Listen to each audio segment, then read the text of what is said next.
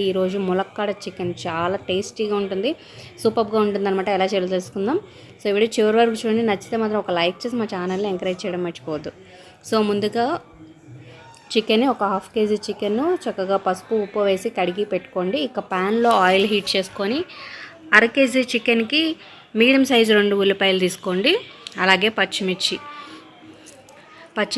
అలాగే ఉల్లిపాయలు చక్కగా గోల్డెన్ బ్రౌన్ మంచిగా వేగిన తర్వాత అప్పుడు అల్లం వెల్లుల్లి పేస్ట్ కొంచెం సాల్ట్ వేసుకొని అల్లం వెల్లుల్లి పేస్ట్ అడుగంటకుండా కలుపుతూ ఉండండి. అలాగే కొంచెం పసుపు కూడా యాడ్ చేసుకొని మంచిగా ఫ్రై అవనివ్వండి. ఈ అల్లం వెల్లుల్లి పేస్ట్ పచ్చివాసన పోయి మంచి సువాసన వస్తుంది.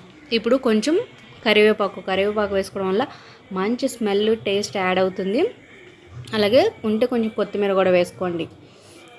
ఇప్పుడు మంచిగా వేగిన తర్వాత మనం క్లీన్ చేసి పెట్టుకున్న చికెన్ కూడా వేసి కొంచెం ఈ మసాలా అంతా దానికి పట్టేలాగా బాగా కలపండి. వాటర్ పోయకుండా ఒక 5 మినిట్స్ ఈ పచ్చివాసన పోయే వరకు వేగిన తర్వాత అప్పుడు కొంచెం కారం అలాగే మనం చక్కగా కండున్న ములక్కాడలు కట్ చేసి పెట్టుకొని కడిగి పెట్టుకున్నది ఒక 6 పీసెస్ వేసాను అనమాట. ఇవి కూడా చక్కగా మిక్స్ చేసేసి ఒక 5 మినిట్స్ అయితే మూత పెట్టండి. అప్పుడే వాటర్ పోయకుండా. అప్పుడు ఇదంతా చక్కగా మగ్గిన తర్వాత అప్పుడు కొంచెం వాటర్ పోసుకోవచ్చు. దీనికి అంత ఎక్కువ వాటర్ అయితే పట్టదు, చికెన్కి అయితే చికెన్లోనే కొంచెం ఊరుతుంది కాబట్టి. సో ఇప్పుడు చక్కగా మగ్గిన తర్వాత అప్పుడు మనం ఒక మీడియం సైజ్ టమాటాలు చిన్నవి 2 కట్ చేసి పెట్టుకోండి. గ్రేవీ వస్తుంది, చాలా చిక్కగా టేస్టీగా ఉంటుంది అనమాట కర్రీ. ఇప్పుడు ఒక మూత పెట్టుకొని 5 మినిట్స్ ఉడికించుకోండి.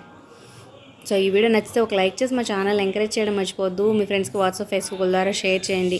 అలాగే మన ఛానల్ ప్లేలిస్ట్లో చాలా రెసిపీస్ ఉన్నాయి, ఒకసారి చెక్ చేయండి.